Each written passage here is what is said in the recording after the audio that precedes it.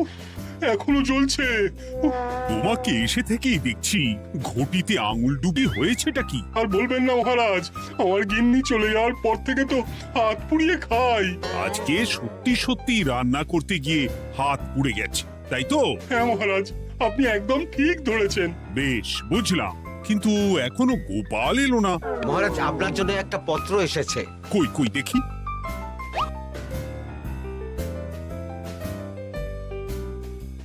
ঠিক আছে, তুমি এখন এসো। কিসের পত্র মহারাজ? দাঁড়াও, আগে গোপাল আসুক, তারপর বলছি। এই তো চলে এসেছি মহারাজ। দেখুন, আজকেও দেরি। আপনি কিছু গোপালকে বলেন না বলে লাই পেয়ে পেয়ে গোপাল আপনার মাথার উপরে উঠে গেছে। আমার নাম কি চুল নাকি যে মাথার উপরে উঠবো? আপনিও পারেন বটে। আমার নিজেরটাকেই চুল নেই। বাদ দাও, শোনো, আমি একটা নিমন্ত্রণ পত্র পেয়েছি। পাহাড়পুর রাজ্যের জমিদার বল্লভ নারায়ণ আমাকে নিমন্ত্রণ করেছেন। এ তো বেশ সুসংবাদ মহারাজ। পাহাড়পুর অপূর্ব সুন্দর রাজ্য, আপনি ঘুরে আসুন মহারাজ। না না না না না, আমি একা যাব না, তোমাকেও যে যেতে হবে। আজ বিকেলেই বেরোবো, তুমি জামা কাপড় গুছিয়ে রেখো। এ আমার পরম সৌভাগ্য মহারাজ। এ কি মহারাজ, গোপাল কেন যাবে? আমি কি দোষ করেছি? আমাকেও নিয়ে চলুন। না না না, তুমি রাজ্যের মন্ত্রী, আমি বেশ কিছুদিন থাকবো না, তাই রাজ্যটা তোমাকেই সামলাতে হবে। আচ্ছা আচ্ছা, আপনি তো রানীমাকেও নিয়ে যেতে পারতেন। আমি কোথায় কাকে নিয়ে যাব সেটা আমার একান্তই ব্যক্তিগত ব্যাপার। তুমি বেশি বোঝাতে এসো না মন্ত্রী। বেশ।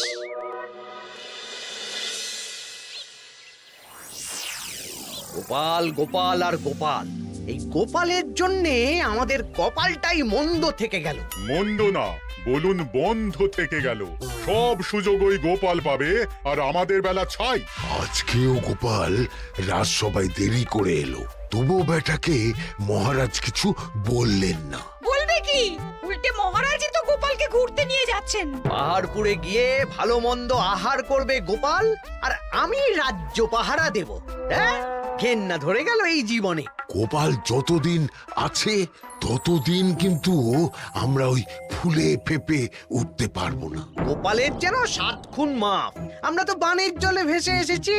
আপনি তো গোপালকে তাড়ানোর অনেক চেষ্টা করেছেন, কিন্তু কিছুতেই কিছু হয়নি। হবে কি করে? গোপালের একে ওই ক্ষুরোধার বুদ্ধি, তারপর মহারাজের উপর অগাধ বিশ্বাস, দুটো মিলেমিশে এক হয়ে গেছে। মাঝে মাঝে তো মনে হয় বেটাকে মেরেই ফেলি। আমার দু চক্ষের বিষ।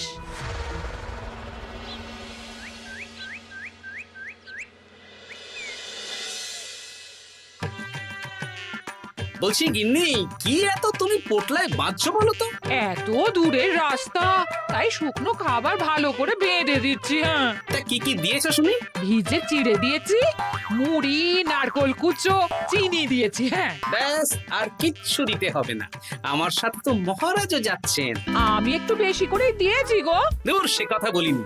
মহারাজ যাচ্ছেন তো, তাই মহারাজও নিশ্চয়ই রাজবাড়ি থেকে ভালো মন্দ খাবার নিয়ে আসবেন। যে যার নিজের তালে থাকে। কি আর করবো গিন্নি, উদরকে আদর করে যা সুখ তার অন্য কিছুতে নেই। বেশ বেশ, সাবধানে যেও। হ্যাঁ, তুমিও সাবধানে থেকো কিন্তু। আর নাতনি নাতনিগুলো এলে তাদের জানিয়ে দিও যে দাদু বেশ কিছুদিন থাকবে না। ঠিক আছে গো, ঠিক আছে। সাবধানে যাবেন মহারাজ।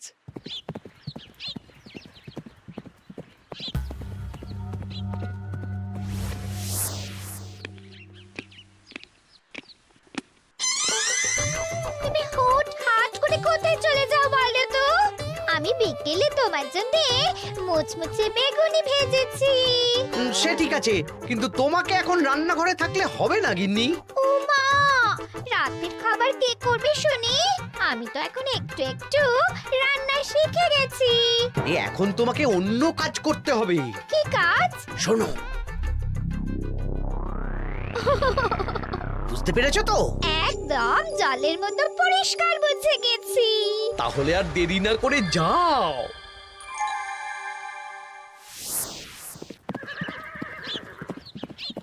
মহারাজ একটা কথা বলতে পারি? বলো গোপাল। আমরা পাহাড়পুর জমিদার বাড়িতে যাচ্ছি কেন? তুমি তো জানো আমাদের সেনাপতি এখন একা একাই নিজের সংসার সামলায়। হ্যাঁ, ওই ঘটনার পর থেকে তো সেনাপতির জন্য ভালো পাত্রীও পাওয়া যায়নি। পাহাড়পুরের জমিদার বল্লভ নারায়ণের একমাত্র কন্যা এখন বিবাহযোগ্যা, তাই আমি আর তুমি দেখতে যাচ্ছি। সেনাপতিকেও সাথে নিয়ে গেলে হতো। না, আগে আমরা যাব, মেয়েটা কেমন সেটা বিচার বিবেচনা করে ফিরে আসব। তারপর যদি সেনাপতি রাজি হয় তখন আমরা বাকি ব্যবস্থার দিকে এগোবো, তাই তো? একদম তাই। আর তোমার চেয়ে ভালো মানুষ চেনার ক্ষমতা আমার জানা আর কেউ নেই, সেই জন্যই তো তোমাকে নিয়ে এলাম। এ আমার পরম সৌভাগ্য মহারাজ।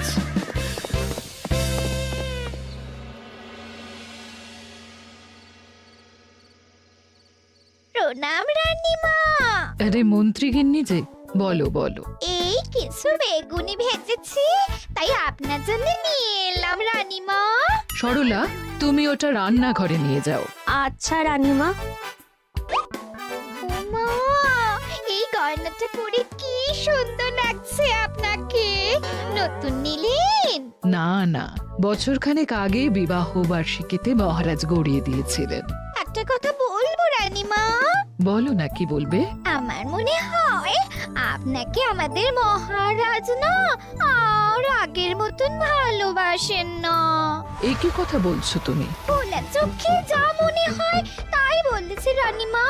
এই দেখুন না, মহারাজ হঠাৎ পাহাড়পুরে ঘুরতে চলে গেলেন আর আপনাকে নিয়ে গেলেন না। নিশ্চয়ই কোনো কাজ আছে, তাই আমাকে নিয়ে যাননি। ওই তো, এত ছাড় দিয়েছেন বলেই তো পার পেয়ে বসেছে। অপরাধ নেবেন না রানীমা। মহারাজ সব ব্যাপারে শুধু গোপাল আর গোপাল, কিন্তু বাড়িতে যে আপনিও আছেন সেটা মহারাজ খেয়ালই করেন না। আসলে গোপালকে মহারাজ খুবই স্নেহ করেন তো। আপনি আগে না গোপাল আগে? পাহাড়পুর তো এত সুন্দর জায়গা, চারিদিকে পাহাড়, পাহাড় থেকে নেমে আসছে নদী। ভাবুন আপনাকে মহারাজ নিয়ে যেতেন যদি। সত্যি তো, আমাকে তো মহারাজ নিয়ে গেলেন না। নিয়ে যাবেই বা কেন? আপনাকে তো আর মহারাজ আগের মতো ভালোই বাসেন না। সব ধ্যান জ্ঞান এখন শুধু গোপাল। হ্যাঁ, সত্যি তো, আমি তো এটা ভেবেও দেখিনি কখনো। গোপালই আপনার কপাল পুড়িয়েছে। আসছে রানীমা।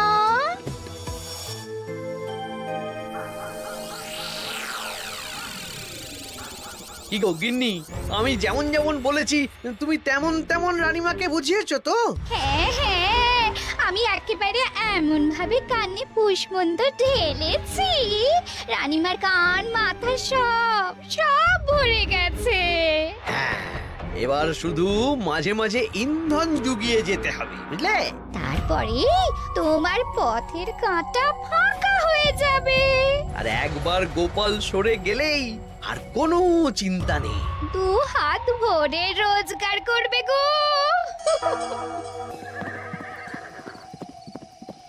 কি কেমন লাগছে যাত্রা? বেশ ভালোই মহারাজ।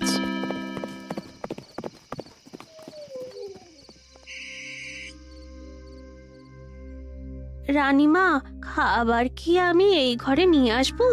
না, আজ আমি কিচ্ছু খাবো না, কিচ্ছু না, খিদে নেই, যাও। এ কি রানীমা, আপনি তো সেই দুপুরের পর কিছুই খাননি। তোমাকে একবার কিছু বললে তুমি বুঝতে পারো না? বলেছি তো আমার খিদে নেই, আমাকে বিরক্ত করো না, যাও।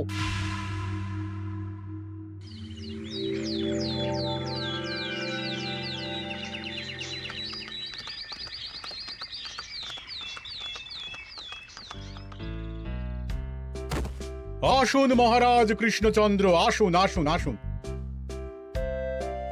কি সুন্দর জায়গায় পাহাড়পুর, মনে হচ্ছে বেশ কিছুদিন থেকে যাই। তা থেকে যান না। এখন যে কাজে এসেছি সেটা আগে করে নি, তারপর যদি সব ঠিকঠাক, তখন তো আবার আসতে হবে। তাও ঠিক। এই বিমলা মা, এদিকে আয়। এই নিন কমলা লেবুর শরবত। বেশ সুন্দরী দেখতে মহারাজ। নিজের মেয়ে বলে বলছি না, বিমলা সব কাজ নিজের হাতে করে। বাড়িতে পাঁচটা দাসী আছে, তাদের কাজই করতে দেয় না। বাহ বাহ বাহ, ভালোই তো। আপনার মেয়েকে তো বেশ লক্ষ্মীমন্ত দেখতে। ও অনেক ছোটবেলায় মাকে হারিয়েছে, কিন্তু নিজের ইচ্ছে পড়াশুনো, রান্না বান্না সব শিখেছে। যেমন হাতের রান্না, তেমনই মাথায় বুদ্ধি। রান্না তো খেলেই বুঝতে পারবো। হ্যাঁ, আজ দুপুরে সব রান্না তো নিজের হাতেই করছে। আমি ওকে কিছু প্রশ্ন করতে চাই। দাঁড়িয়ে আছো কেন মা? বসো। মহারাজ, আপনার অনুমতি নিয়ে আমি বিমলাকে কিছু প্রশ্ন করতে চাই। করো না। আচ্ছা বিমলা, তোমার বয়স কত? আসছে শ্রাবণে আমি 19 বছরে পড়ব। আচ্ছা, শ্রাবণ মাসে জন্ম, বর্ষাকালে। বেশ বেশ। আচ্ছা বলো তো, মেঘের ডাকে জল ছেড়ে ডাঙায় উঠে পড়ে, মানুষ তাকে হাতে পেলে নিয়ে যায় ঘরে, এটা কি? কই মাছ। বাহ বাহ, এবার বলো তো, এমন কোন জিনিস যেটা একান্তই তোমার কিন্তু অন্যেরা বেশি ব্যবহার করে? আমার নাম। বাহ বাহ বাহ বাহ বাহ, খুব সুন্দর খুব সুন্দর। আপনার মেয়ের মাথায় বুদ্ধি আছে। আচ্ছা আচ্ছা, আরেকটা প্রশ্ন করব। বলো তো, একটা অঙ্ক পরীক্ষায় তোমার বাবা 100-তে 90 পেয়েছে, তুমি 100-তে 100 পেয়েছো, আর আমি 100-তে 95 পেয়েছি। তাহলে কে বেশি বুদ্ধিমান? আপনি বেশি বুদ্ধিমান। এমা, এটা তুই কি বললি রে? তুই তো 100-তে 100 পেয়েছিস, তাহলে তুই বেশি বুদ্ধিমান হবি না? না না, আমি হলে তো বুদ্ধিমতী হব। দারুণ দারুণ। জমিদার মশাই, আপনার মেয়ে সত্যি বুদ্ধিমান, না মানে বুদ্ধিমতী। এবার দুপুরের ভুরি ভোজটা খেলেই বুঝতে পারবো হাতের জাদু।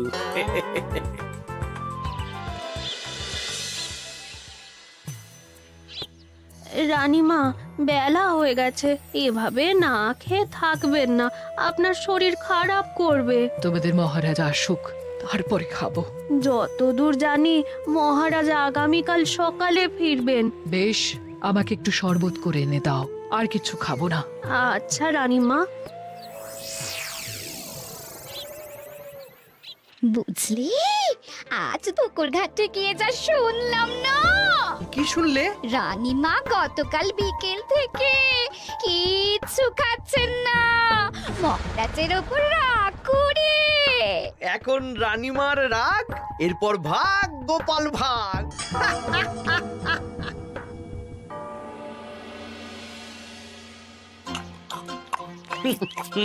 সত্যি বিমলা, তোমার হাতের রান্নার কোনো তুলনা নেই মা।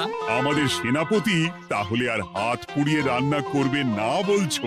সে যদি কর্তাগিন্নিতে রাগারাগি হয় তখন। মা আমার লজ্জা পেয়েছে। তা আপনাদের কোনো আপত্তি নেই তো? কি যে বলেন, আপনার রাজ্যের সেনাপতি বলে কথা। বলছি, বিমলাকে তো আমাদের সেনাপতি দেখলো না, তাহলে বিমলার একটা তৈলচিত্র আছে, আমি আপনাকে বরং সেটা দেব, আপনি ওনাকে গিয়ে দেখাবেন। সেই ভালো হবে, আমাদের খুব পছন্দ হয়েছে। তাহলে সেনাপতি রাজি হলে আমরা বিবাহের তারিখ চিঠিতে জানিয়ে দেব। আচ্ছা মহারাজ।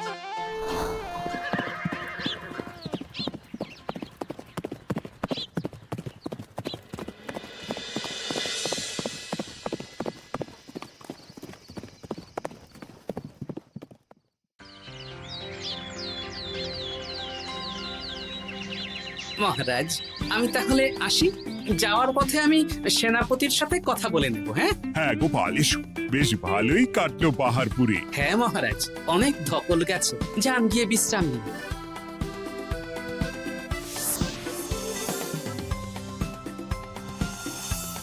কি সেনাপতি, পছন্দ তো? হ্যাঁ, খুব পছন্দ হয়েছে গোপাল। তোমার চোখ তো দেখছি একেবারে জহুরির চোখ।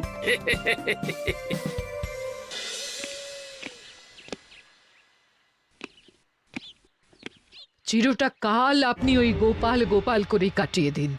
কি হলো? রানীমা গত পরশু থেকে কিচ্ছু খাননি, গতকাল একটু শরবত খেয়েছেন শুধু। কেন, কি হয়েছে? দেখুন মহারাজ, সহ্যের একটা সীমা আছে। আরে, আমার তো কিছুই মাথায় ঢুকছে না। মাথায় শুধু গোপাল থাকলে আমার কথা ঢুকবে কি করে মহারাজ?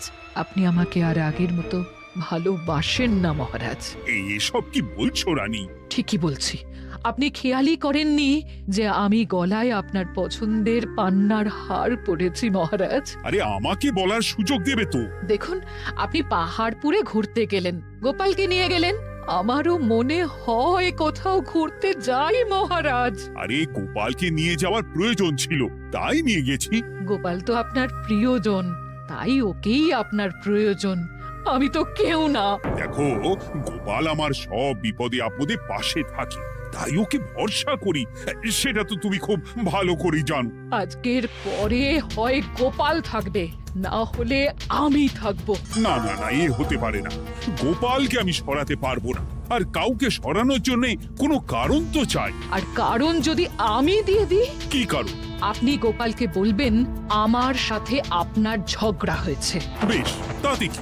আপনি গোপালকে বলবেন ও যেন আমাকে বলে আপনার কাছে ক্ষমা চাওয়ার জন্য, আর আমি ক্ষমা চাইবো না।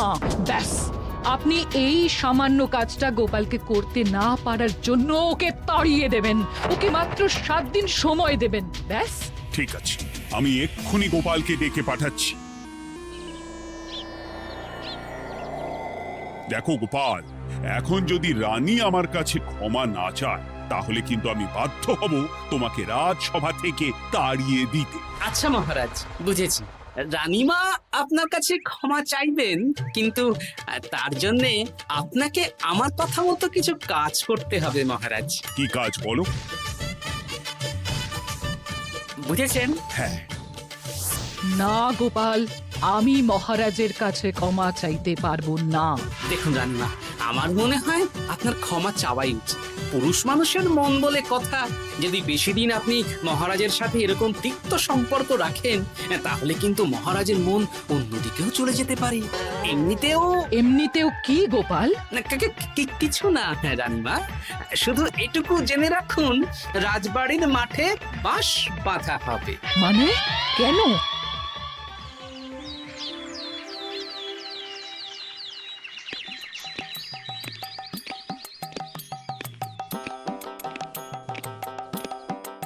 আসতে পারি মহারাজ? হ্যাঁ, এসো এসো। বলছি, আমি তাহলে জমিদার বাড়িতে বিবাহের দিনক্ষণ ওই চিঠি লিখে জানিয়ে দিচ্ছি। হ্যাঁ, জানিয়ে দাও গোপাল। আর কি কি কেনাকাটা করতে হবে সেটার একটা তালিকা বানিয়ে ফেলো। আচ্ছা মহারাজ, মেয়ের শাড়ি আপনি নিজে পছন্দ করে কিনবেন তো? হ্যাঁ, ওই শাড়িওয়ালাকে আজকে দুপুরেই আসতে বলো। আচ্ছা মহারাজ। বিয়ের শাড়ি, কেনাকাটা, এসব কি মহারাজ? সেসব বলা যাবে না রানী, সময় হলে জানতেই পারবে। তবে বিমলাকে অপরূপ সুন্দরী দেখতে, এটুকু বলতে পারি। দেখুন তো মহারাজ, ওই টোপরটা ঠিক আছে কিনা? একদম ঠিক আছে, খুব সুন্দর। শাড়িওয়ালা এক্ষুনি আসছে। আসছি মহারাজ। এসো এসো। কার জন্য শাড়ি লাগবে মহারাজ? রানীমার জন্য? না না, বিমলার জন্যে। বিমলাকে? এক অপরূপা তরুণী, বুদ্ধিমতীও আছে, ধীর স্থির, ঝগড়া করে না। বেশ, অনেক হয়েছে মহারাজ। দোহাই আপনার, আপনি দ্বিতীয় বিয়ে করবেন না। আমি ক্ষমা চাইছি। কি বলছো রানী? আমি বুঝতে পেরেছি, আমি আপনাকে গোপালের নামে 2-4 কথা শুনিয়েছি বলে আপনি বিয়ে করতে চলেছেন। আমি আর রাগারাগি করব না, আমাকে ক্ষমা করুন। ব্যাস, রানীমা ক্ষমা চেয়ে নিয়েছেন, মানে আমার চাকরিটা থাকছে। হ্যাঁ গোপাল, হ্যাঁ, দোহাই তোমার, মহারাজকে বিপথে চালিত করো না। আরে দূর, আমি বিয়ে করছি নাকি? বিয়ে তো হবে সেনাপতির। ওর জন্যই তো পাত্রী দেখতে পাহাড়পুরে গেছিলাম, গোপাল আর আমি। তার মানে মন্ত্রীর বউ আমাকে ভুল বোঝালো? আবার মন্ত্রীর কোনো ষড়যন্ত্র হবে, ওকে না নিয়ে গিয়ে গোপালকে নিয়ে গেলাম বলে। সেনাপতির বিয়ের আগেই আপনি মন্ত্রী মশাইকে ধোলাইটা দিয়ে দিন। ঠিক বলেছ রানী, তুমি বরং শাড়ি পছন্দ করো, আর আমি চললাম মন্ত্রীকে ধোলাই দিতে।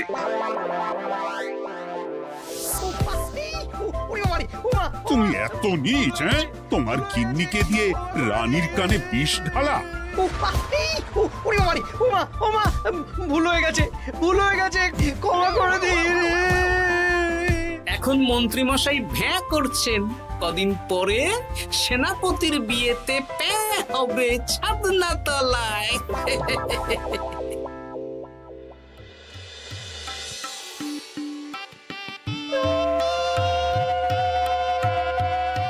এবার মালা বদল হবে। এবার বুঝবে মালার কি জ্বালা। কি বললে? হ্যাঁ?